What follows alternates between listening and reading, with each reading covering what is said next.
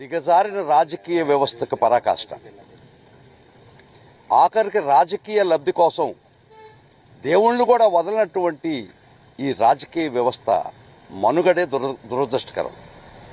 ముఖ్యంగా కోట్లాది మంది భక్తులు, ప్రపంచవ్యాప్తంగా కోట్లాది మంది శ్రీవారి భక్తుల మనోభావాలు దెబ్బతీసేటట్టుగా, తద్వారా రాజకీయ లబ్ధి పొందాలని ఒక దురుద్దేశంతో ముఖ్యమంత్రి స్థాయిలో ఉన్నటువంటి ఒక వ్యక్తి పూర్వాపరాలు పరిశీలించకుండా, నిజానిజాలు తెలియకుండా ఒక బురద జల్లే కార్యక్రమం శ్రీకారం చుట్టాడంటే అది చాలా చాలా బాధాకరమైన విషయం.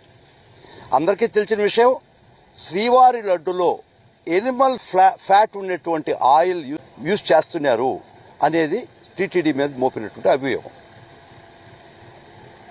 మేము దానికి నిజాలు బయటకు రావాలని ఈరోజు కోర్టు వారి దృష్టికి తీసుకొచ్చాం. లంచ్ మోషన్ పిల్ అడిగినాం.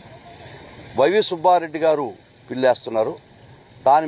దాని ముఖ్య ఉద్దేశం ఏంటంటే, ఇది నిజాలు బయటకు రావాలి కాబట్టి మీరు సిట్టింగ్ జడ్జి, గౌరవ హైకోర్టు సిట్టింగ్ జడ్జి గారి ద్వారా కానీ, లేదు కోర్టు వారు కాన్స్టిట్యూట్ చేసినటువంటి కమిటీ ద్వారా కానీ, లేదా సిబిఐ ద్వారా కానీ ఎంక్వైరీ చేయించాలా, నిజాలు బయటకు రావాలనేది మేము కోర్టు వారిని ప్రార్థించడం జరిగింది.